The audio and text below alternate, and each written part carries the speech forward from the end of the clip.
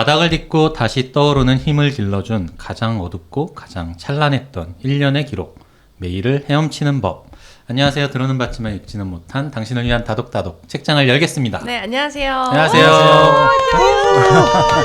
야, 성공했다. 모셨다. 이렇게 환호해 주시나? 오늘 진짜 특별한 손님이 또 나오셔가지고 네. 80만 유튜버를 네. 앞둔 네. 작가님이시죠.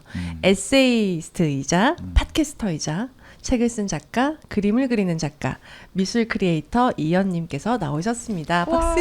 안녕하세요. 안녕하세요. 반갑습니다. 저 진짜 오늘 뵈가지고 약간 두근두근 콩콩 마음이 저도요. 너무 반갑고 옆에서 보니까 속눈썹이 너무 길고 예쁘네요. 아주 힘주고 왔습니다. 속눈썹에 지금 마음이 홀리고 있어요. 새침해 보이려고. 네, 오늘 둘째 데리고 나오셨잖아요. 맞아요. 둘째. 둘째가 오늘 매일을 헤엄치는 법이라는 책이 두 번째 책이 나왔어요. 네. 어떤 마음이냐고요? 미리 제 마음. 우리 질문지 안 드렸는데. 관심법을. 네. 근데 저는 어제 저희 친언니랑 통화하면서 그 얘기를 했거든요. 언니도 이제 뭐 조카가 첫째랑 둘째가 있는데 제가 이제 둘째가 한 4살까지 크니까 너무 이제 다 편안한 거예요. 그래서 언니 너무 대단하다. 어떻게 다 그렇게 했어? 그러니까 이게 또 첫째 낳으니까 또 한 4살쯤 키우니까 괜찮은 것 같은데 하면서 또 낳게 되더라. 책도 마찬가지고요. 이제 한 번 쓰고 쓸 때는 이거 제발 나왔으면 좋겠다 하는데 이제 나오면은 이거 또 언제 뭐 이런 행사를 다 다니나 하는데 이게 좀 잠잠해지면 또 써도 되겠다. 그러니까요. 지금 한창 맞아요. 이제 둘째 알리는 시기잖아요. 둘째를 이제 케어하는 둘째가 가장 물이 오른 시기. 그러면 둘째 자랑 좀 해주시죠. 이 둘째는요. 따라라라라. 우리 둘째는 일단은 제 첫 번째 책이 나왔을 때는 사실 딱 첫 번째 책을 받아봤을 때 좀 덜컥 겁이 났거든요. 근데 이게 제가 사실 아직 뭐 결혼도 안 했고 자식을 낳아본 적은 없는데 네. 모르겠어요. 자식 낳았을 때 어떤 기분일지 모르겠는데 겁이 날 수도 있다고 생각해요. 어떤 면으로 이게 나의 아이야? 하면서 낯설고 이게 내 건가? 자기가 만들었는데 네네. 그러면서 동시에 좀 너무 어떤 면에서는 부끄러웠어요. 첫 책엔 자기가 많이 담기니까. 첫째도 좀 같이 보여주세요. 맞아요. 겁내지 않고 그림 바로 그리는 법이. 이 책입니다. 첫 책엔 자신이 많이 담기니까 겁이 많이 났는데 두 번째 책은 그래도 저의 어떤 이때는 이제 20대가 다 담긴 거고 이때는 한 시절만 담은 거다 보니까 이거는 뭔가 조금 더 사람들에게 알리고 싶더라고요. 그래서 첫 책은 아무에게도 선물을 안 했었어요. 그냥 주변에 지인들이 사는 사람만 읽게. 네. 근데 그런 그랬는데 두 번째 책은 동네방네 우리 둘째 나왔어요 하면서 친구들한테도 돌리고 뭔가 저에게 너무너무 각별하고 소중한 책이라고 할 수 있을 것 같아요. 또 열심히 한 만화책이기도 하고요. 네. 저한테도 되게 울림이 컸던 것 같아요. 그 전하고자 하는 바가 되게 전해지고 공감 가는 순간을 저도 살았었기 때문에 그런 말씀하신 내용이 어떤 건지 알 것 같아요. 누구나 한때 그런 시절을 다 보내지 않았을까. 네. 그죠. 이게 딱 한때라고 하셨는데 어느 때인지. 그때가 이제 회사를 퇴사하고 그 유튜버가 되기 전까지 1년 27살 때예요. 2018년이죠. 네, 저희가 책을 읽고 항상 독후감 발표를 하거든요. 그래서 일단 빨리 독후감 발표를 하고 더 재밌는 얘기들을 많이 나눠보면 좋을 것 같습니다. 네. 재밌는 얘기인가? 자, 저부터 할게요. 늘 네. 그랬듯이. 이번 생은 망했어. 이런 생각에 매몰되어 지내던 시절이 있었다. 남들은 다 잘 먹고 잘 사는 것 같은데 나만 저 밑바닥에서 기어다니고 있는 느낌. 세상이 원망스럽고 주변 사람들도 꼴보기 싫고 그렇게 방구석에 찌그러져 살아갔던 시절. 현실이 너무 암울하다 보니 도피처가 필요했고 그래서 게임에 광적으로 몰두했었던 좀 암울했던 시기. 20대 중반 내 모습이 딱 그랬던 것 같다. 당시에 나는 내함 가누는 것조차 그렇게 힘들었다. 그래서 세상을 탓하고 현실을 외면하는 길을 택했다. 40대가 된 지금도 이따금씩 뭘 해도 잘 안 풀리는 때가 찾아온다. 하지만 20대 그때처럼 방황하지는 않는 것 같다. 멍 때린다고 아내한테 혼날 게 뻔하고 내 정줄을 쏙 빼놓는 아들 녀석이 있어서 그런 것도 있지만 무엇보다 이제는 그럴 때도 있지라고 인정할 수 있게 됐고 작은 도전과 성공 경험을 하다 보면 자연스럽게 해결된다는 것도 이제는 알게 돼서 그런 것 같다. 이현 작가의 메일을 헤엄치는 법을 읽으면서 비슷한 느낌을 받았다. 힘겨운 현실에 무너질 것 같은 상황 속에서도 수영을 시작했고 그것을 꾸준히 했다. 가난과 싸우는 와중에 과감하게 해외여행에 도전했고 결국 이뤄냈다. 어떻게든 현실에 무너지지 않도록 변화를 시작했고 그것을 해낸 것이다. 그래, 이렇게 하면 되는 거였는데 당시에는 그걸 잘 몰랐던 것 같다.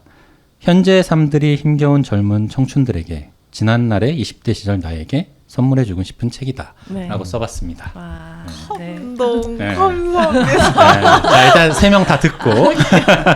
자, 로사님. 메일을 헤엄치는 법. 회사 출입증을 내려놓고 5평의 작은 방을 꽉 채운 큰 공허와 불안을 견뎌내며 나를 탐색하고 마주한 시간이 그려졌다. 그땐 그리도 초라하고 가난하고 모호하고 가능성이 투명해 보였는데 지나고 보니 나다운 나를 축적하는 시간이었고 가능성은 빛이었기에 투명한 것이었다. 오늘도 결석하지 않고 수영복으로 갈아입고 푸른 물속으로 뛰어들어 물의 저항을 이겨내고 유영해내면 좀 더 믿음직한 내가 된다. 그렇게 매일을 헤엄친다.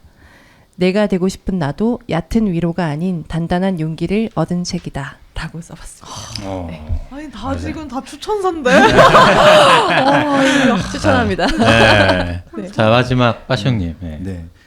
너무 이제 순식간에 읽을 수 있는 책이잖아요. 맞아요. 그리고 첫 번째 읽었을 때보다 또 두 번째 읽으니까 이게 좀 달리 또 보이는 내용들도 있고, 그러니까 이제 처음에는 나도 이런 일이 있었던 일이 있었는데라는 느낌이 들던 반면, 저는 이제 조금 이제 이분들보다 나이가 조금 더 많은 상태에서 이걸 보니까 제 아들이 이제 20대고 딸이 곧 20대가 될 것이기 때문에 이들이 또 이런 경험들을 하게 되지 않을까라는 것들이고, 근데 이제 이 책을 보게 됨으로써 저는 이제 그런 느낌이 든 거예요.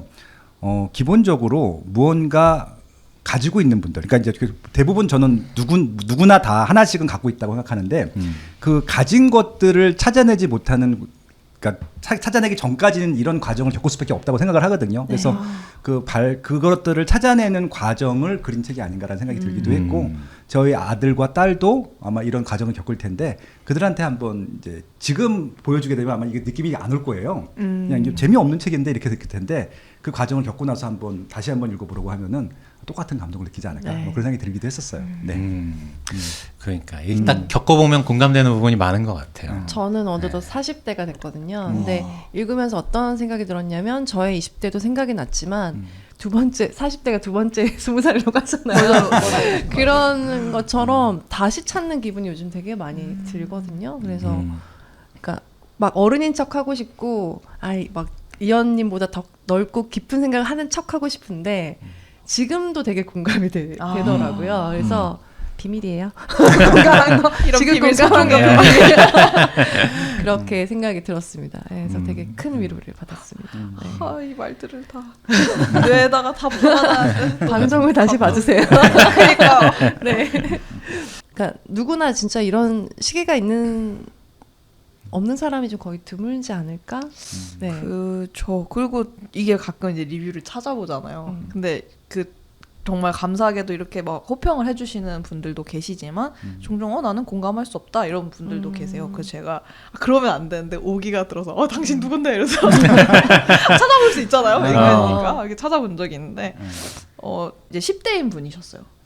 근데 그때 되게 여러 가지 생각을 했거든요. 그때는 정말 이 경험을 안 해봤을 수도 있고, 근데 진짜로 이거를 다 한 20대 후반만 넘어도 다들 조금 이것들을 저는 되게 개인적인 경험이라고 생각했는데 다 나도 이거 해본 적 있어라고 하는 거예요. 네. 엄청 놀랐었거든요. 그래서 나중에는 이게 안 해본 사람한테는 진짜 와닿지 않는 이야기일 수도 있겠다. 그리고 되게 그냥 뭔가 어떤 칭얼댐처럼 느껴질 수도 있겠다 하면서 동시에 저도 옛날에 제가 영화 평가한 걸 봤는데 막 엄청 박하게 한 거예요. 평론가 마냥. 그래서 사람들에게 너무 박한 평가를 하지 말아야겠다. 맞아. 창작에는 모든 창작엔 고행이 따르니까 그걸 좀 더 존중하는 마음 가져야겠다. 지금의 이런 막 진심 어린 마음들이 너무 감사하게 와닿네요. 네. 그래서 여기 이디라는 맞아요. 작가님의 그 일기장에 항상 등장하던 캐릭터가 이제 얘기를 하는 식인데. 이 캐릭터의 그런 막 정구잖아요. 그쵸. 캐릭터 상징이. 맞아요. 근데 정말 깨지기도 하고 울기도 하고 그런 장면이 되게 많이 나오거든요. 맞아요. 그래서 보면서 이제 그림이라서 더 좀 무의식적으로 더 많이 와닿았던 느낌도 있는데 네. 진짜 외롭고 힘들었던 것 같아요. 아, 네. 근데 막 그때. 그렇기도 했는데 솔직히 재밌는 일도 많이 있었던 것 같거든요. 그때 제가 약간 파티에 심취했었어요. 그래서 개츠비처럼. 무슨 어떤 파티? 사람들과 같이 하는 그런 파티요? 맞아요. 그래서 되게 놀랍게도 이렇게 뭔가 소속이 없으면 사실 정기적으로 교류할 사람이 없잖아요. 그래서 인맥이 거의 없어지잖아요. 다들 이제 그런 맞아요. 시기가 있을 거라고 생각해요. 네. 뭔가 내가 찌질해지면 네. 사람들 다 어디 갔지? 그런 시기였다고 생각을 하는데 그럼에도 불구하고 연락이 닿는 고마운 친구들이 있어요. 그래서 그 친구들 항상 초대해서 제 이름이 이제 연이 들어가니까 연식당이라고 해서 네, 제가 이제 뭐 파티를 하는 거예요. 근데 네. 음식은 조촐하게 이제 막 부대찌개 이런 거 소스 한 1,000원이면 사거든요. 거기다 이제 해물 막 넣어서 부대찌개 끓이면 제가 이제 손이 작은 걸 친구들이 알아요. 음식을 맨날 이만큼 만들거든요. 친구들이 막 이것저것 사와가지고 같이 나눠 먹고 집에서 막 저스트 댄스 막 춤추고 저스트 댄스 5평에서 네. 매트리스 접어서 막 춤추고 되게 그 나름의 낭만이 있었어요. 좁았지만 조금 행복하게. 언제나 이제 그 삶에서 좀 즐거움을 찾을 수 있다. 그죠. 네, 그런 말도 또 나오더라고요, 책에. 맞아요. 근데 이제 그럼에도 저희가 또 아까 그런 얘기 했잖아요. 가남? 근데 그 당시에는 그렇게 재밌게 하니까 이게 가난한 건가? 이게 뭐 불행한 건가? 그런 생각도 딱히 안 했던 것 같아요. 근데 나중에 이제 다른 뭐 전보다 조금 더 여유롭게 돈을 벌고 나니까 내가 그걸 어떻게 했지? 그렇게 다시 할 수 있을까? 그런 점도 있는 것 같아요. 그 시절이.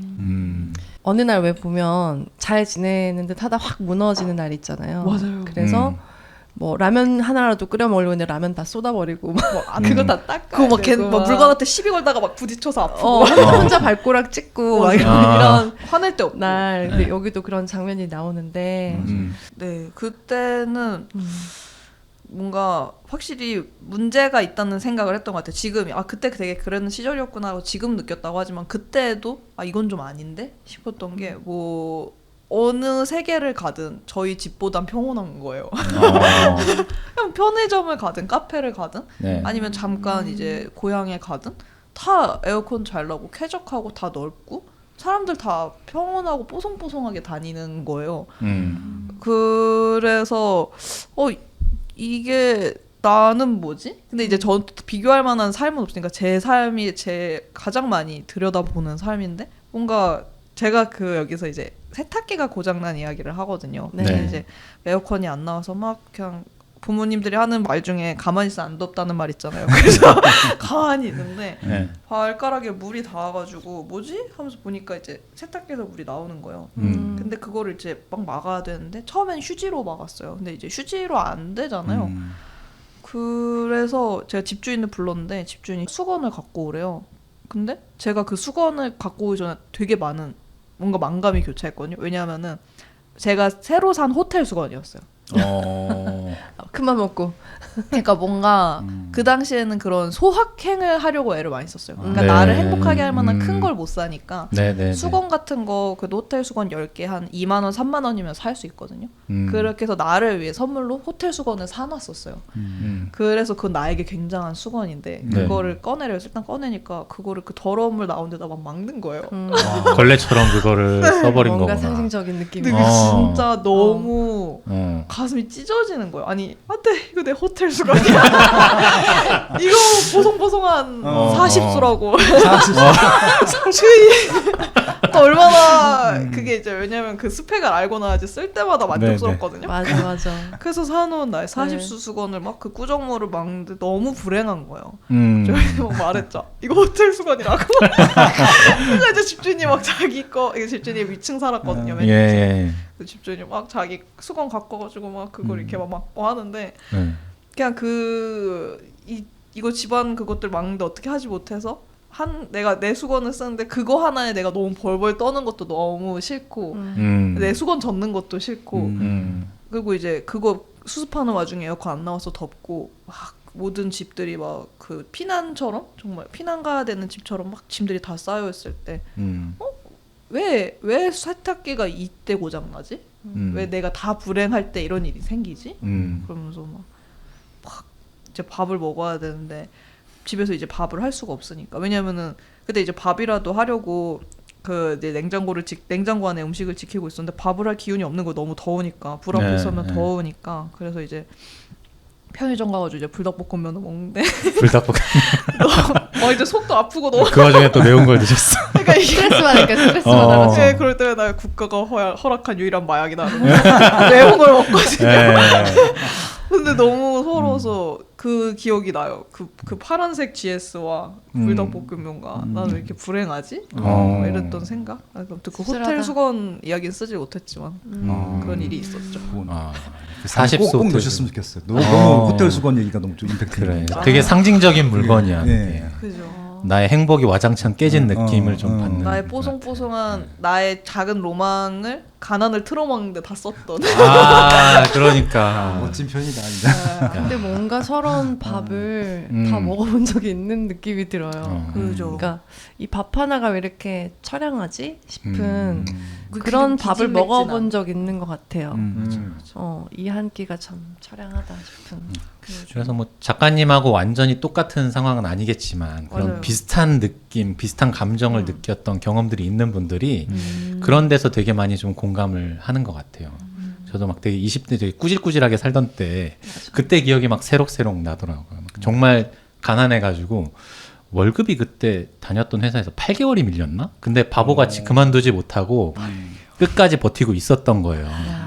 나중에 인정받겠지. 근데 어떻게 보면 그것도 일종의 현실 도피였어. 내가 다른 데 취직할 용기가 없으니까 그냥 거기를 그냥 우직하게 다녔던 것 같은데 결국엔 이제 나왔는데 이제 8개월 동안 급여를 못 받았으니까 돈이 없을 거 아니에요. 그래서 밖에 나가지도 못하고 그냥 집안에 틀어박혀 갖고 그냥 와우의 세계에서 나름 행복했던. 너무 공감해요. 근데 그런 시절들이 있다 보니까 내가 너무 가난해서 할 수 있는 게 없다 보니 그냥 게임밖에 안 했던 그런 시기들이 좀 떠오르고 그래서 더 공감이 되고 그랬던 것 같아요. 요즘에 그 무지출 챌린지 하잖아요. 맞아요. 그 MZ 세대들이 무지출 챌린지? 돈 안 쓰고 살기 너무 뭐 이런 거? 진짜 물가도 너무 심하게 오르고 그러니까. 맞아요. 그러니까 정말 20대 친구, 그렇죠. 20, 30대 친구 이현님은 네.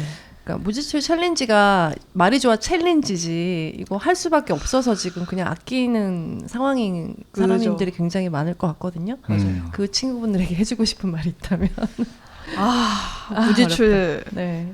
근데 그 안에서도 기쁨을 느끼는 경우도 있다고 생각해요. 어떤 면에서는. 그러니까 어떤 분들은 내가 이거 이렇게 해서 이거 이렇게 엄청 합리적으로 했어. 돈 하나도 안 썼어. 나 오늘 되게 현명했어. 이럴 수 있는데 그게 저마다 다르겠지만 저는 그게 좀 짧았어요. 그렇게 하다가 갑자기 확 터지더라고요. 네. 터져버렸어. 되게 확 잘 하다가 확 근데 내가 왜 이렇게 살아야 돼? 이러면서 그런 터지. 네, 맞아요. 그게 뭐라고 해야 되지? 저는 어떤 면에선 챌린지고 또 뭐 안 빛났더라도 라고도 할 수 있겠지만 그게 너무나 난 억압일 수도 있다고 생각을 해요. 그래서 저는 호텔 수건 구입을 그러니까 그런 식으로 약간 사실 그게 말이 호텔 수건이지 그렇게 비싸지 않아도 나를 분명히 행복하게 해주고 내가 자주 쓰는 것들이 있거든요. 그런 거마저 너무 아끼고 너무 뭔가 나를 너무 나를 초라하게 한다는 생각이 드는 건 안 했으면 좋겠어요. 그러니까 내가 선택한 거야. 이건 내가 구입하지 않아서 안 한 거야. 이런 건 현명한 소비가 되겠지만 가끔은 나의 어떤 체면이나 나의 행복을 다 팔아가면서 그런 걸 교환하기도 한단 말이죠. 근데 글쎄요. 저는 이게 돈 중요하기는 한데 돈이 중요하긴 한데 그 극단적으로 아끼는 거 말고도 우리는 여러 가지 방법이 있을 거라 생각하거든요. 근데 그것만 하다 보면 또 다른 방법을 안 찾게 되는 것 같아서 방법을 다양하게 찾으면서 돈을 너무 안 쓰진 않으셨으면 좋겠다. 맞아요. 책에 그런 내용이 있더라고요. 돈이 없어서 할 수 있었던 일이라는 에세이가 또 있더라고요. 그 그렇죠. 안에서 이제 내가 돈을 안 쓰면서 배운 것들이 이런 것들이 있다. 근데 그것도 되게 좋았거든요. 그 얘기도 좀 해주시면 네. 도움이 되지 않을까 싶어요. 돈이 없어서 할 수 있었던 게 우선은 제가 아까도 이렇게 그냥 막 재밌게 얘기 드렸는데 연식당이라고. 연식당. 네, 그냥 제 집에서 파티를 하는 거였거든요. 친구들을 불러서. 근데 말이 파티지 그냥 제가 부대찌개 이런 거 끓여놓으면 친구들이 막 닭똥집 막 이런 거 사와가지고 다 같이 나눠 먹는 그런 거였어요. 네네네. 너무 막 가난하고 짐도 없고 혼자 살다 보니까 접시가 없는 거예요, 그릇이. 그래서 이제 친구들에게 부대찌개를 이제 접시에다 줬거든요. 그거 그래도 오목한 데다 줘야 되는데 이제 플랫한 데다가 준 거예요. 네네네. 친구들이 학과 여우 이야기가 여우와 두루미냐면서 먹을 수 있는 거냐고. 국물 좀 더 줘. 너무 국물 웃기다. 없다고. 국물은 냄비째 들고 마셔 이거 사람. 국물은 없어. 네가 사온 거 먹어. 애들이 막 몇 번씩 이제 당하니까 자기가 알아서 먹을 거 사오고. 맞아요. 낭만처럼 느껴져요. 맞아요. 네. 근데 그 나름의 재미도 있었거든요. 그러니까 요즘에는 좀 전보단 넉넉해져서 친구들에게 뭔가 선물을 해주면서 느끼는 게 네. 비싼 선물도 막 했다고 좋은 게 아니더라고. 비싼 선물을 도리어 부담스러워하는 경우도 많고 그리고 조카한테 제가 15,000원짜리 그 자동차 세트를 사줬어요. 한 8개 들어있는데 그냥 되게 저렴했거든요. 너무 좋아하는 거예요. 그래서 저희 언니한테 물어봤어요. 언니 이렇게 아이들은 막 정말 비싸지 않은 걸 줘도 행복해하네? 그러니까 그래, 아이들 키워보면 비싼 거 줘도 안 입고 안 좋아하는 것도 많이 볼 거야. 그래서 마음이라는 거 혹은 이렇게 주고받는 일, 행복이라는 게 그 돈으로 바로 환산되는 게 아니구나. 오히려 돈을 벌게 되니까 더 깨달은 것 같아요. 많이 썼다고 많은 행복이나 사랑이 돌아오는 것도 아니고 뭐 많이 쓰지 않아도 우리가 그 안에서 충분히 행복을 누릴 수도 있고. 근데 그런 거를 많이 찾아볼 수 있는 시기였던 것 같거든요. 그래서 지금도 뭔가 사람들에게 단순히 뭔가를 선물한다고 했을 때 단순히 비싼 거가 아니라 그 사람을 행복하게 해줄 수 있는 게 뭐지? 좀 더 본질적인 질문? 돈이랑 관계없다는 걸 그 시기에 알게 된 것 같아요. 여기에 이렇게 쓰셨더라고요. 돈이 없으니 직접 요리를 해먹어서 요리를 꽤 잘하게 됐다. 맞아요. 지금 뭐 이탈리안이죠. 그리고 방금 얘기 계속 하시면서 친구 얘기를 많이 하셨는데 가난한 시절에 곁에 머물러주는 소중한 친구들이 있다는 것을 알게 되었다. 이런 말씀도 하셨고 그리고 이게 좀 궁금하더라고요. 내게 그림 말고도 돈을 벌 수 있는 재주가 아주 많다는 것을 발견했다. 맞아요. 그 시절에 어떻게 어떤 재주들을 발견하셨는지 이게 아마 좀 궁금하실 것 같기도 해요. 일단 뭔가 제 삶이 나름 저는 당시에 탄탄대로라 생각했어요. 뭐 미술학원을 좀 그래도 오래 다녀서 미대 입시 준비를 해서 미대 입시를 했고 이제 디자이너까지 갔으니까 어떻게 보면 다들 그런 얘기 하잖아요. 전공 어떻게 골라? 근데 저는 일찍이 전공 골랐고 전공대로 어떻게 취업해? 이런데 저는 그대로 살려서 취업한 게 뭔가 그 단단함이 있었던 거죠. 근데 그 단단함의 이면에는 그거 말고는 다른 대안이 없는 그게 있다고 생각해요. 많은 분들이 특히 이제 10대, 20대 때 나는 아직 꿈이 없어. 정해진 게 없어. 정해진 게 부럽다 하지만 정해진 사람은 그런 고충이 있거든요. 저는 근데 그거를 이제 깼던 것 같아요. 그래서 이게 뭐를 할 수 있을까 생각을 했는데 제가 맨날 가던 저렴해서 자주 이용했던 집 앞 식자재 마트가 있거든요. 근데 거기서 주 5일 일을 하면 200만 원이라는 거예요. 그거 보고 일단 충격을 받았어요. 나도 주 5일 심지어 되게 비싸게 공부해서 한 디자인을 했는데 난 180만 원 받았는데 물론 세금 제외하면 그것도 똑같겠지만 네. 200만 원 준단 말이야? 그러니까 돈을 번다는 거 일의 종류랑은 또 상관이 없을 수 있겠다. 그래서 그럼 한번 돈만 보고 해봐? 이러면서 약간 치기 어린 마음 있잖아요. 네. 드라마에 나온 것처럼 나 돈 필요해요.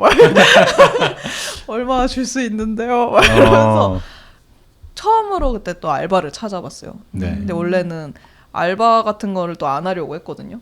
내 안에 뭔가 꼬장꼬장함. 나는 전문직이야, 프로야, 막 이런 게 그쵸, 있었는데. 있죠. 네, 그런 자부심이 있었는데, 정말 그냥 내가 나 먹여 살릴 수 있나? 어디까지 할 수 있나? 뭐 포기도 할 수 있나? 타협도 할 수 있나?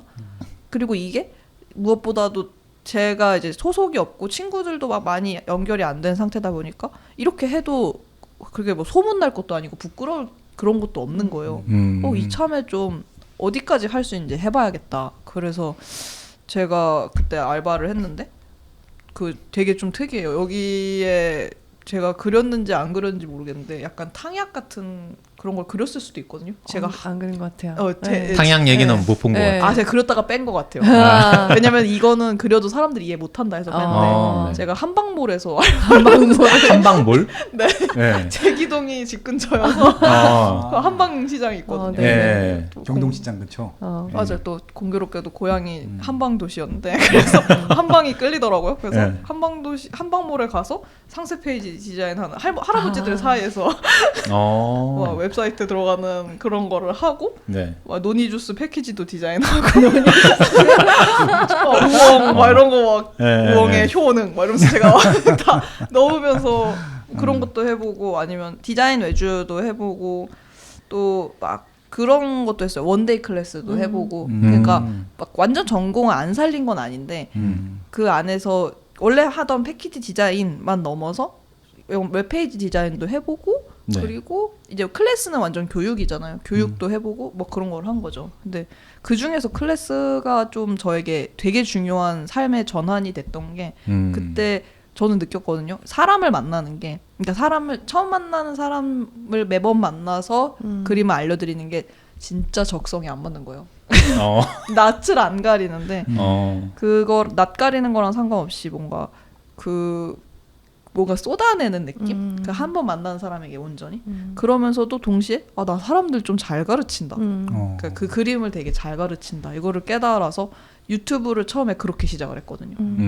그 경험을 통해서 네, 사람들이 생각보다 그림 많이 배우고 싶어하는구나. 이런 부분 막히는구나. 이런 거를 그때 되게 많이 아는 거예요. 네. 그 전까지는 내가 사람을 가르쳐 본 적이 없으니까 가르칠 수 있을까 했는데 그때 그냥 이것저것 해보면서 해본 원데이 클래스가 이제 유튜브 하는데 계기가 됐죠. 그래서 책에 보면 나는 나에게 소속될 거야. 맞아요. 이 말이 저한테 되게 와 멋있다. 역시 친다. 막 이런 생각을 했는데 네. 그러니까 그 생각을 못해서 그렇게 구직 활동을 열심히 하게 되는 사람도 있는 것 같아요. 그러니까 물론 맞아요. 회사 경험이 있고 없고는 삶에 차이가 되게 있지만. 뭐 장단점이 있겠지만 나에게 소속되는 건 너무 불안한 일이어서 그건 맞아요. 가능치 않아. 나는 맞아요. 일단 회사에 들어가야 돼. 라고 생각하는 사람들이 좀 대다수인 것 같거든요. 어떻게 그렇게 마음을 먹게 됐을까? 그게 뭔가 저는 이 책 자체가 제 일기를 기반으로 만든 책이란 말이에요. 네. 그래서 일기를 워낙 많이 쓰는데 일기를 쓰면 쓸수록 제 마음을 좀 더 알게 되잖아요. 제가 알면 알수록 좀 답이 없는 게 다 싫어하는 거예요. 뭔지 알 것 같아. 사람 만나는 거 싫어하지. 뭐 한방몰 페이지 디자인하는 거 싫어하지. 뭐 식자재마트 알바는 안 해봐도 싫어할 거 뻔해. 싫어하는 게 너무 많은 거예요. 수영은 재밌는데 수영하고 먹고 살 수 있는 건 아니니까. 나 왜 이렇게 싫어하는 게 많지? 이제 뭐가 괜찮나 했을 때 집에 가만히 있는 게 괜찮은 거야. 와 이거 진짜 큰일이다. 나도 잘할 수 있는 거야 그거. 그러니까요. 그럴 때 약간 이게 나에게 소속된다는 게 멋있는 말일 수도 있지만 당시에는 와 이거 진짜 답이 없다. 지 혼자 집에 있는 걸 좋아하면 어떻게 하시려고요? 뭐 이런 생각을 했는데 그러면은 혼자 있을 수 있는 일 하면 되지 않나? 그리고 그게 나에게 진짜 편안함이라면 이거에 나를 좀 맞춰야 되지 않나? 그러니까 내가 못하는 거에 나를 맞추고 있었던 생각이 들어요. 뭐 이전까지 제가 해왔던 성취나 그런 게 사실은 제가 원하는 게 아닌데 제가 맞춘 건데 내가 원하는 게 집에 혼자 있는 거라면 여기에다가 삶을 좀 맞춰봐야 되잖아요. 그래서 이게 뭔가 나에게 소속되는 거? 이게 이제 이연에게 취업되는 거죠. 여기에 취직 요건은 네가 그럼 집에서 일할 만한 능력이 있어야 돼. 네가 집에만 있어도 사람들이 너를 알아야 돼. 막 그런 것들. 그게 더 거기 안에서 미션이 또 주어지거든요. 그러니까 나에게 소속되는 게 그냥 단순한 어떤 자위나 이런 게 아니라 그렇게 했을 때 우리가 해결해야 되는 문제가 많고 질문이 많이 생겨요. 그게 저마다 다 다르게 있을 것 같아서 저처럼 집에 있는 거 좋아하는 분들은 한번 해보세요. 근데 좀 많은 분들이 이제 직장 생활 하다 보면 사실은 맞아요. 거기에 이제 몰입해서 살게 되고 또 다른 생각을 할 겨를이 없이 살아가는 분들이 너무 많은 것 같아요. 바쁘니까. 맞아. 겨를이 없죠. 그리고 일이 계속 쏟아지니까. 집에서 이제, 잠자야 되고. 네, 맞아요. 근데 그렇게 이은 작가님께서 할 수 있었던 게 어쨌든 퇴사를 했고. 맞아요. 그래서 나만의 시간을 좀 가질 수 있었고, 물론 힘든 시기였지만 그 시기 동안 좀 많은 생각들을 좀 하고 내가 뭘 할 수 있을까 좀 치열하게 고민했기 때문에 좀 얻어낸 답이 아닌가라는 맞아요. 생각도 좀 들어요. 근데 의외로 이제 여기 에세이에서도 이제 결과적인 모습이겠지만 삶이라는 경주였라는 챕터였던 것 같아요. 그렇게 네. 사는 내 모습이 의외로 번듯했다. 맞아요. 이런 말을 하거든요. 그러니까 그렇게 사는 것도 나쁘지 않았다라고 느끼신 것 같은데 사실 그렇게 되기까지의 과정 어떻게 보면 퇴사라는 결심을 한 거잖아요. 그 전에. 그렇죠. 거기에 사실 힘든 분들이 많을 거란 말이죠. 맞아요. 네, 내가 지금 살고 있는 유일한 밥벌이 수단을 내가 내려놓고서 다른 길을 택한다는 게 되게 어려울 건데 이직도 아니고. 네, 이직도 아니고 퇴사니까 맞아요. 답 없는 퇴사. 심지어 그 수당도 안 나왔다며요. 아, 실업급여를 안 실업급여도 못 받았다면서요. 실업급여 안 받았다니. 맞아요. 그러니까 이제 그 과정까지의 어떤 고민들 이런 것들도 있으셨을 것 같은데 네. 그런 고민들 하는 분들도 되게 많을 거거든요, 사실은. 그쵸. 나도 이 길은 아닌 것 같은데 답은 없고 그래서 어쩔 수 없이 걷고 있는 분들 이제 그런 분들에게 좀 해줄 수 있는 조언 같은 것도 듣고 싶어요. 2부에서. 네, 저희가 좀 지금 말씀 듣다 보니까 시간이 좀 훌쩍 가서 1부에서는 이제 이현님의 좀 어려웠던 그 시절들에 대한 이야기를 좀 들었고 그 40수 호텔 수건 이야기와 이런 좀 감동적인 이야기를 좀 나눴다. 감동. 우리의 과거를 떠올리게 하는 이야기를 들었다면 2부에서는 이제 퇴사에 대한 이야기 이런 것들을 좀 들어보면 좋지 않을까 싶어요. 네. 네. 그러면 2부에서 계속 이야기 이어가도록 하겠습니다. 감사합니다. 감사합니다. 내일을 헤엄치는 법 이현 그림 에세이 이현 작가님과 함께 하고 있습니다. 예이. 네.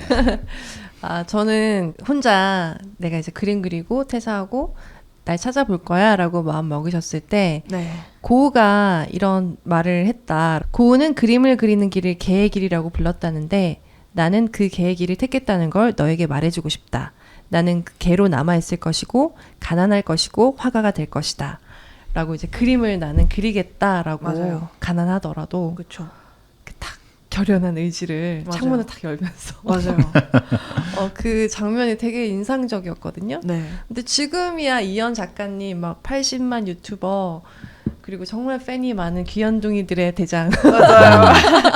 그렇게 되셨는데 그때는 몰랐잖아요. 그렇죠. 네, 퇴사하고 너무 암울하고 막막했을 텐데 어떻게 그런 결심을 하게 됐을까요? 아 그때 사실은 이렇게 퇴사를 한 것만 딱 시작이 됐잖아요. 근데 이 이전에도 짧게 이제 한 달간의 그런 저의 가장 인생의 최저점의 순간이 있었어요. 그러니까 그때부터 시작한 이야기예요. 근데 그때 제가 그 회사에서 직장 내 괴롭힘이 너무 심했거든요. 그래요? 너무 네. 힘들었겠다. 뭐 예를 들면 예를 들면 그러니까 그 당시에는 진짜 내가 못해서 그러나 이런 생각을 했어요. 왜냐하면 제가 뭐를 해도 항상 비난을 하는 거예요. 특정 한 명이.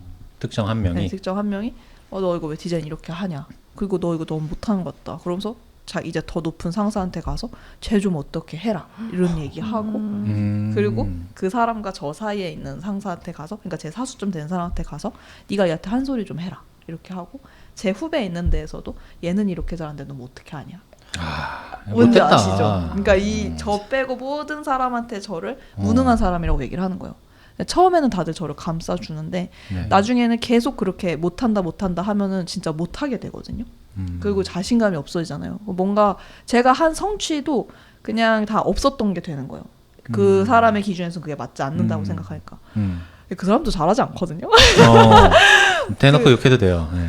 그 사람도 잘하는 사람이 아니었는데 나중에 정말 이제 시간이 지나서 보니까 그 사람이 가진 게 많지 않았어요. 그래서 그랬던 거예요. 위기감 느꼈나? 네, 뭔가 정말 그런 종류의 마음이었더라고요. 그리고 제가 그 트라우마에 되게 심하게 시달리고 있었는데 당시에 이제 그러다 보니까 연애도 하고 있었는데 뭔가 항상 하소연하게 되잖아요. 그러니까 그 연인과도 관계가 삐그덕하게 되는 거예요. 그러니까 건강까지 악화돼서 그 모든 게 다 겹쳐서 제가 어느 날 딱 응급실에 가서 입원을 했는데 한 2, 3주 동안 수술하고 이러느라고 못 걷고 이러는 동안 이제 우울증이 이제 극에 달한 거죠.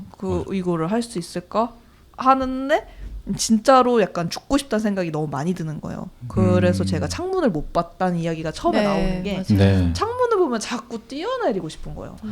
그랬는데 제가 아까 말씀해주신 난 화가가 될 것이다 한 장면에 창문을 여는 게 이제 그 뛰어내리지 않고 이제 빛을 보겠어. 그런 상징적인 네, 메시지였구나. 맞아요. 그 결연함이 느껴졌어요. 창문의 그 대비. 맞아요. 나만의 나름의 그런 거였는데 그때 뭔가 그 딱 바닥에 있을 때 아까 막 그런 얘기 하셨잖아요. 그 게임에 도피했다는 게 너무 이해가 갔거든요. 왜냐면 게임은 일단 맵이 예쁘고 맵도 멋있고 게임 속 나도 번듯하고 네. 그렇죠. 거기 친구들도 나를 인정해주고 그거예요. 네, 막 정말 그 되게 다양한 그만의 도피처가 있는데 그 길드명이 있는데 현실은 시궁창이지만 게임에선 내가 지존 뭐 이런 게 있어요. 그런 이름들 맞아. 많고 그러니까 거기선 인정받고 내 캐릭터가 대단하고 막 그러니까 그죠. 더 현실을 도피하게 되는 거예요. 그러니까 이쪽 세상보다 저쪽 세상이 좋은 거잖아요. 그래서 저도 이쪽 세상이 너무 싫어서 이걸 어떻게 해야 될까 할 때 그런 상상을 한 거예요. 내가 진짜 언어도 아무것도 안 통하는 친구도 아무데도 없는데 한번 떨어지고 싶다. 근데 제가 생각한 장면은 약간 김종욱 찾기처럼 그 인도 시장 같은 걸 생각했어요. 뭔가 그런 있잖아요. 제가 이렇게 가만히 서 있고 거기 가면 저는 이제 피부가 좀 하얀 편일 거 아니에요. 네. 그래서 되게 혼자 튀게 멀뚱 서 있고 사람들이 막 해서 막 이제 다니고 난 거기에 치이고 있으면 돈도 없어. 그럼 뭐부터 하지? 아니 뭐 최소한의 돈은 있겠지. 그럼 뭐부터 하지? 했을 때 진짜 갑자기 얘기하니까 울컥한데 연필이랑 종이를 사고 싶은 거예요. 그래서 거기서부터 나 그림 잘 그리는데 난 그림 그리면 할 수 있을 것 같아. 이 생각이 딱 드니까 갑자기 막 이러면서 되게 누워 있었는데 걔가 될 거야. 화가 될 거야 하면서. 그처럼. 그래서 그때 아픈데 이제 그림도 많이 안 그려가지고 못 그리는 상태가 됐는데 다시 그림을 그리고 싶어서 이제 그런 재료를 사서 그림을 그렸거든요. 아픈 와중에. 자, 이거를 해야겠다. 그리고 그 사실은 좋았어요. 그 연인도 회사도 다 믿을 게 아니었다는 걸 그때 알았어요. 그래서 아까 그런 얘기 하셨잖아요. 퇴사를 대부분 못 한다고. 그 회사 없는 내가 못 믿어서 못 한다고 생각하거든요. 근데 저는 도리어 회사가 그렇게 믿을 만한 존재인가? 음. 네. 그거를 생각하면 그 회사에 있는 게 또 어떤 면에서 위기가 있거든요. 그러니까 우리가 뭔가 회사가 막 복지도 주고 안정감도 주고 월급도 주잖아요. 근데 제가 정말 힘든 순간에는 회사가 나를 아프게 했고 나를 지켜주지 못하는 거예요. 심지어 실업급여도 안 주고. 그죠, 그거. 네, 근데 실업급여도 제가 일부러 달라고도 안 했어요. 그거를 이제 챙겨줄 수 있으면 챙겨주는 건데 여기서 안 챙겨줄 것 같은 거예요. 그래서 그냥 이걸로 왈가왈부할 힘이 없는 거예요. 그때 아시죠? 아 진짜 지쳐 있었구나. 이거 뭐 몇 푼 이런 게 문제가 아닌 거예요. 빨리 나가야겠다. 그래서 나갔는데 나중에 저 말고도 2명이 퇴사를 했거든요. 근데 제가 아까 말한 그 후배와 그 제 바로 위에 있던 선임이었어요. 근데 그 둘도 실업급여를 안 줬더라고요. 그러니까 이 회사는 나가는 사람은 다 남 취급을 했던 거예요. 근데 항상 있을 때 우리 가족이다. 그러니까 이렇게 성공해서도 안 좋게 얘기하잖아요, 여러분들. 그죠. 그래요. 잘 헤어져야지 말이야. 그러니까 나한테 잘했다. 그랬어서 뭔가 회사가 나한테 뭔가 대단한 안정이나 정말 행복을 주지 못하는데 내 건강을 해치는데 이게 믿을 것인가? 진짜 믿을 만한 거는 내 걱정 제일 많이 하는 내가 아닐까? 근데 또 나 믿으니까 잘 됐습니다. 그러니까 당시에는 그 회사도 이렇게 도움을 안 줬던 게 사실은 전화위복이 된 건데 어떻게 보면은 지금 와서 보면 근데 지금 그 회사 생활하는 분들도 비슷한 입장인 분들도 꽤 있을 거예요. 근데 당장에 먹고 살게 막막하니까 맞아요. 당장 먹고 살게 맞아요. 그래서 선뜻 못 나가는 거거든요. 그쵸. 더군다나 뭐 가족이 있고 이제 양육할 자녀가 또 있거나 그래 버리면 더 선택하기가 힘든 거거든요. 그래도 아마 이현 작가님도 너무 회사 생활이 힘들긴 했지만 그런 실질적인 걱정도 하긴 했을 거 아니에요. 그쵸. 내가 당장 여길 그만두면 내일 먹을 게 당장 힘들어진다. 네. 그런 거는 어떤 식으로 극복을 했어요? 일단은 사실 원래 이직 준비를 하고 있었거든요. 근데 이직 준비가 할 수 없이 그냥 팍 망가져서 못한 거였는데 탁 나왔을 때는 일단 목표가 하나였어요. 절대 고향에 가면 안 된다. 그러니까 그게 저한테는 가장 치명적인 패배였어요. 그래요. 그러니까 이게 이제 만약에 자식이 있다면 금위안약을 해야 되는데. 그죠. 한다면. 맞아요. 만약에 제가 자녀가 있다면 절대 자녀를 굶겨서는 안 된다였을 것 같아요. 네네. 나는 좀 굶어도 된다였을 것 같아요. 저는. 근데 자식들은 안 된다처럼 그 각자가 그렇게 처한 상황에서 이 사태가 최악이야 하는 지점이 있잖아요. 네네네. 이제 그게 저는 절대 고향에 가면 안 된다였어요. 그게 제가 너무 힘들게 제 딴은 힘들게 서울에 온 거였거든요. 네. 그러니까 제가 충북 제천인데 제천시 사랑합니다. 진짜 사랑해요. 근데 네. 진짜 사랑하긴 한데 저는 어릴 때부터 너무 서울이 좋았어요. 다 그런 애들 있잖아요. 어릴 때부터 외국어 좋아하고 외국 좋아해서 진짜 결국 외국에 사는 사람들 있거든요. 네. 진짜 있어요. 근데 사람마다 저마다에게 맞는 장소가 있다고 생각하는데 저는 너무 서울을 꿈꿨고 그래서 공부를 되게 열심히 했어요. 그래서 서울에 온 거였단 말이죠. 근데 이 제천에 가면 그 어린 날 내가 한 그게 다 무너지는 거예요. 제 딴에는. 그리고 한 번 가면 못 올라올 것 같고 네. 안주할 것 같고. 그러니까 저는 진짜 망해도 가족의 품, 엄마 아빠가 있는 그 집이라는 건 있었는데 거기를 가면 진짜 안 된다. 그게 있었어서 그러면 월세를 무조건 해결해야 되는 거예요. 네. 그러면은 월세를 내고 내가 얼마만큼의 돈으로 먹고 살 수 있지? 그래서 막 되게 이것저것 고정 지출을 막 일단 줄였거든요. 그리고 그때 요리를 이제 많이 한 거죠. 그러면서 어떻게 하면 이 정도 돈을 벌 수 있을까? 한 달에 한 100만 원 정도만 벌어도 저축 안 하면은 유지가 되더라고요. 근데 100만 원은 벌 수 있을 것 같았어요. 그게 저는 도리어 퇴사를 할 거면 좀 일찍 하라고 말씀드리는 이유가 이것 때문인데 갈수록 빚도 많아지고 자식도 많아지고 그러니까 빚이라는 거는 이제 대출을 했기 때문에 네. 어른이라서 그래서 그런 거여서 책임질 게 엄청 많아져서 퇴사하기 힘들어지거든요. 맞아요. 그리고 뭔가 회사 내에서 맡은 임무도 더 커지고 지금 내가 당장 나가면 회사 약간 이런 것도 있단 말이에요. 그래서 저는 그 의무가 퇴사를 꿈꾸고 있다면 갈수록 지금 여기서 나중에 시간이 난 거나 나중에 겁이 없어질 거라는 건 절대 아니다. 어쩌면 지금이 제일 빠르다. 가면 갈수록 퇴사는 힘들 거다. 그래서 저는 도리어 좀 직장 생활한 지 한 3년밖에 안 됐었으니까 이 정도 삶이 가능했던 거죠. 그러니까 이게 너무 오래되면 맞아요. 더 힘들어져서 퇴사의 꿈이 있으시다면 계획을 좀 타이트하게 잡으셔야 돼요. 퇴사의 꿈 너무 재밌다. 다들 꿈을 갖고 입사하지 않나요? 퇴사의 꿈을 갖고 입사. 모두의 인류의 꿈 백수. 우리의 꿈은 퇴사다 그러면서 입사하잖아. 맞아요. 근데 저는 어떻게 보면 뭐랄까 이혼은 이혼이라서 그런 얘기 많이 예, 듣죠. 그런 얘기 많을 그치. 것 같고 네. 저는 그냥 이혼이 왜 이혼이 된인가 그쵸. 그것도 얘기 나누고 싶어요. 그러니까 이 책을 떠나서 이현 작가님을 만나고 이렇게 영상을 통해서 얘기 들었을 때 왜 두 번 산 것 같다고 맞아요. 그런 얘기를 많이 하잖아요. 약간 철학가 같고 네. 제가 40대에야 느끼는 것들을 아시더라고요. 그래서 그런 것들을 어떻게 알게 됐지? 이 사람은 뭔가랑 다 있나? 왜 모차르트가 왜 하늘의 영감과 다 있다고 하잖아요. 맞아요. 저는 이현님이 좀 그런 정도로 아. 느껴질 정도로 이 사람은 어떻게 이렇게 빨리 성장하고 잘 알고 있고 그리고 이런 얘기를 하지? 이 나이에? 그런 생각을 되게 많이 했어요. 인생 2회차인가? 그런 얘기를 되게 많이 듣잖아요. 그쵸? 그렇죠. 근데 그게 저는 정말 이해가 그거에 엄청 큰 영향이 있었거든요. 그 인생 2회차 얘기를 들을 수 있는 게 이때 할머니들 친구가 많이 생겼어요. 수영하면서? 네, 수영학원에 제가 10시 반이었는데 10시 반 자체가 할머니밖에 다닐 수가 없어요. 아줌마랑. 아줌마도 없어. 아줌마. 거기 가면은 네. 아줌마들한테 너무 젊다 그래요. 그러니까 한 40대는 뭐 그냥 애기라고 부르고 그 이제 5, 60대 가면은 젊은이고 이제 다들 70대예요. 태아 수준이었네. 저는 작가님. 뭐 그냥 태아죠. 거기서 이제 그냥 가늠을 할 수가 없는 피덩이 같은 그 이제 그러니까 새벽 수영이나 아침 수영까지는 젊은 연령이 많은데 이제 그렇지 않은 거예요. 예. 근데 할머니들이랑 수영을 하고 할머니들 친구가 많이 생기면서 할머니들 저한테 인생의 지혜를 주신 건 아니거든요. 근데 제가 보고 깨달은 게 할머니가 돼도 좀 인간이 똑같은 거예요.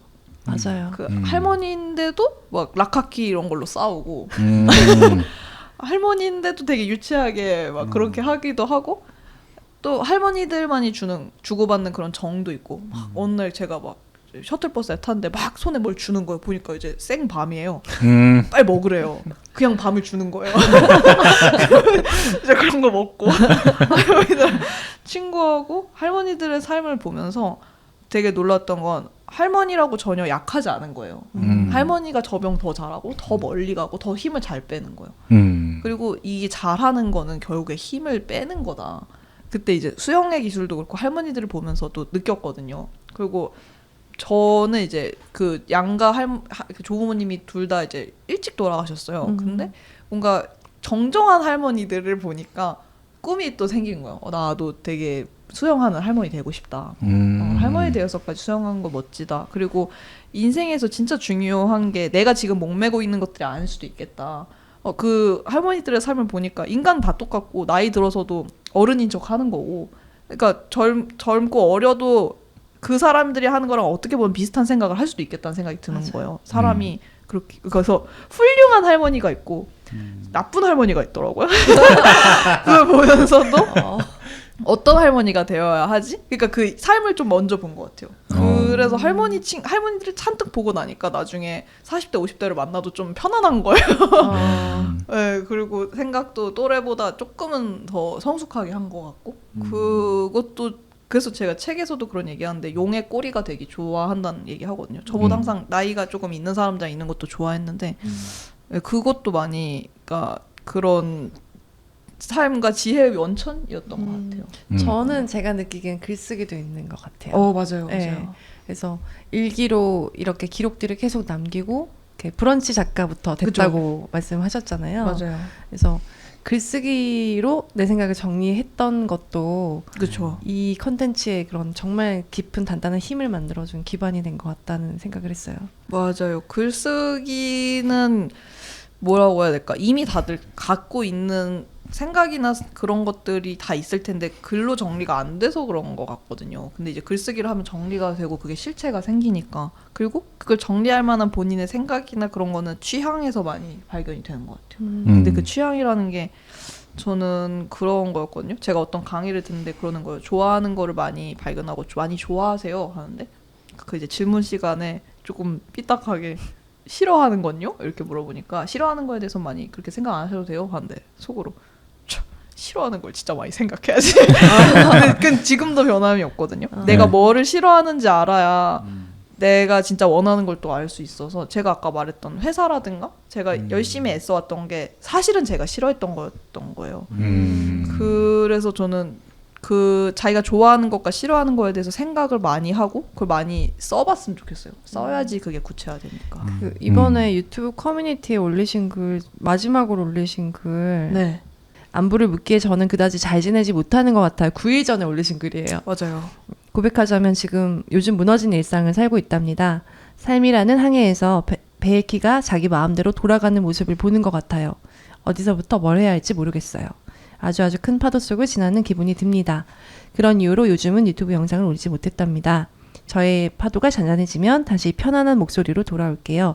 이렇게 쓰셨는데 왜 그래요? 둘째가 나오고 너무 바빴어.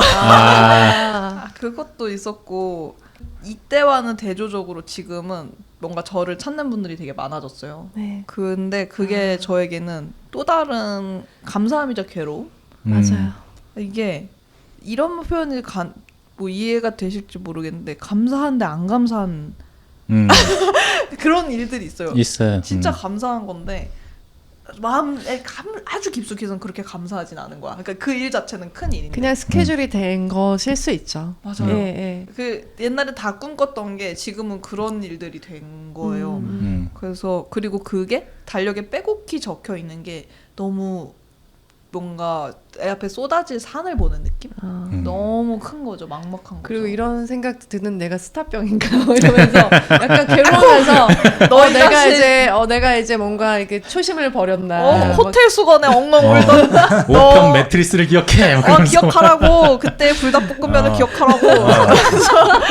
근데 어떤 건지는 알 것 같아. 근데 그러니까 그런 기분을 이런 게 좀 귀찮아지고 좀 힘들어지는 나 자신도 좀 싫을 수도 있을 것 같고. 그니까요. 네. 너희 자식 행복한 거야. 그러니까 이러면서 그러면서 또 열심히 해야지 또 마음 다지는데 막 뭔가 너덜너덜하고 그러니까 뭔가 이제 눈빛도 너덜하고 몸도 너덜하고 그냥 모든 게 너덜할 때 있잖아요. 그래서 그때 이제 글을 쓰고 이게 글을 썼으니까 일단 급한 유튜브 영상이 안 올라가고 있다는 거에 대한 불은 끈 거예요. 그러면 이제 유튜브 영상도 다시 돌아올 수 있게 정말 건강한 내가 된다는 약속을 한 거니까 그걸 지켜야 되잖아요. 그러면 어떻게 해야 되지? 그래서 제가 요즘에 노력을 했던 게 그거예요. 매일을 헤엄치는 법의 잘한 버전의 저의 솔루션인데 네. 어제와 내일을 확 차단하는 거죠. 어떻게 뭐예요? 어떻게 하는 거예요? 오늘만 사는 거예요. 네, 근데 예를 들면 어떻게 사는 게 일단 오늘만 사는 오늘 거예요? 태어났을 때, 네. 오늘 일어났을 때 태어났다고 생각하는 거예요. 네. 근데 그 태어나는 게 항상 과정이 좀 다르거든요. 그러니까 저는 이제 알람을 안 맞춰요. 예전에 알람 맞춰서 제 시간에 일어났는데 그것도 제가 싫어하는 일이었더라고요.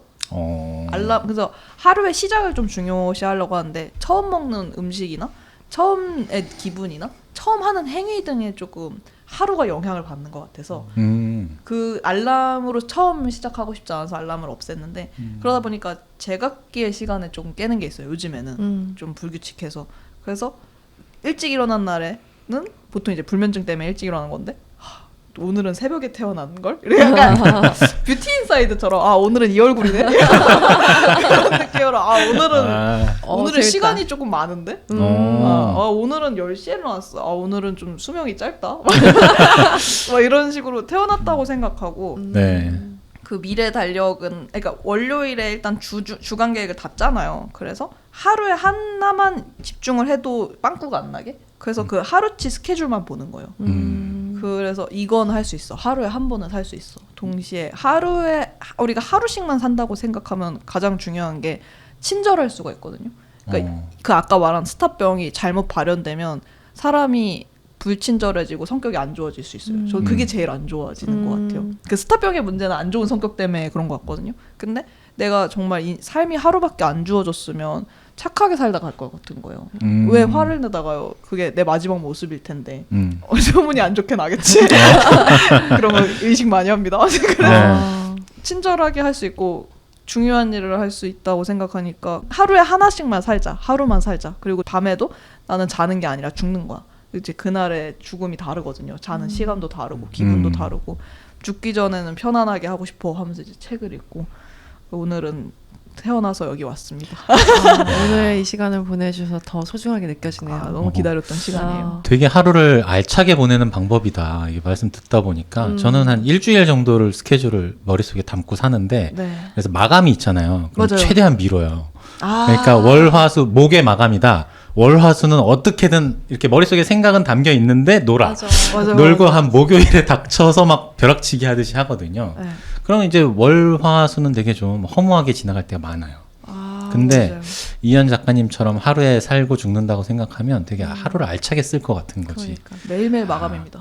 나중엔 진짜 순간에 사는 쪽으로 더 발전하시지 않을까. 그렇죠. 그리고 또 행복 전도사인데요. 이제 TV 마지막으로 하나 또 있는데 그 책 그건 이제 데일 카네기 자기관리론에 나온 건데 하루에 한 명씩 행복하게 만들어주는 거예요. 그걸 이제 미션으로 삼으면 행복해야 되겠다. 그거를 미션으로 하면 2주 만에 우울증이 없어진대요. 그래서 제가 그 다짐으로 그날 정말 마음속에서 그냥 항상 타깃을 정하거든요. 오늘은 너야. 네. 사람을 안 만나는 날에 최소한 그래도 뭐 슈퍼마켓이나 저는 NPC라고 부르는데 이제 그런 사람이라도 만나잖아요. 그런 사람이라도 행복하게 해주는 거예요. 이게 조금 더 그런 전단지라도 내가 미리 받는다거나 그렇게 하는 것도 그 하루를 되게 좀 소중하게 보내는 방법이에요. 그 나의 해방일지 혹시 보셨어요? 거기에 구씨를 살리는 방법 중에 하나였어요. 그게. 진짜요? 네, 그러니까 뭐 엘리베이터로 다른 사람이 들어올 수 있게 잠깐 잡아주는 시간 그런 것들을 내가 하거나 아니면 그렇게 해준 사람에게 되게 감사한 순간들을 5분만 쌓아서 살자 뭐 이렇게 얘기를 하더라고요. 그럼 요즘 그래서 이제 오늘 유튜브 컴백합니다. 내셨구나. 네, 예약하고 왔습니다. 예. 네. 근데 되게 좀 현명한 방법이다. 좋은 방법이다. 그런 생각들 많이 들고. 네. 저는 끝으로 좀 이 질문을 좀 드리고 싶어요. 아까 좀 얘기하다가 좀 끊겼는데 좀 이현 작가로 성장할 수 있었던 뭐 비결이라고까지 말하면 좀 그렇겠지만 하여튼 그런 노하우 뭐 예를 들면 수영을 한다. 할머니들 친구를 사귄다. 노트와 공책을 산다. 뭐 이런 어떤 테크트리 같은 게 없지 않게 있었던 것 같아요. 어떤 맞아요. 변곡점들. 맞아요. 그런 것들을 거쳐서 지금까지 성장을 한 것 텐데 그런 과정들이 좀 어땠는가. 어떤 생각을 하셨는가 좀 궁금하거든요. 근데 이거 진짜 팁이 있어요. 그래요. 우선은 이현이 됐다라는 말에 팁이 있는데 제가 이름을 지은 거거든요.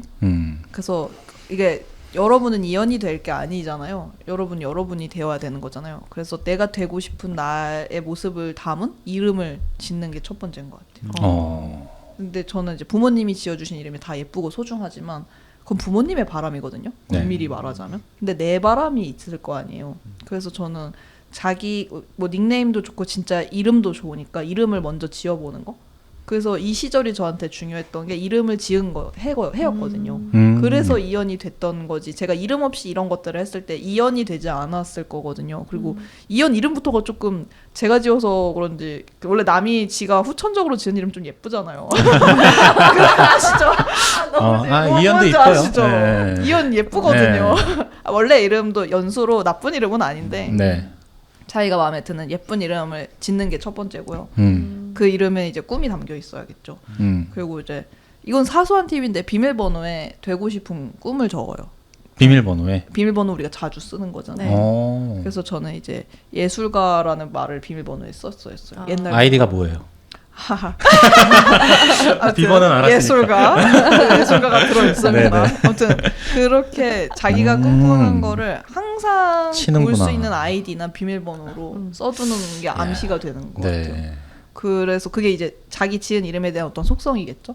그리고 그 다음은 뭔가 잘하는 거 한 가지는 어릴 때 좀 빨리 해보셨으면 좋겠어요. 그러니까 제가 그중 하나가 그림이었는데 그거를 해보니까 나중에 수영을 배우든 자전거를 배우든 아니면 유튜브를 하든 원리가 큰 건 다 비슷한 거예요.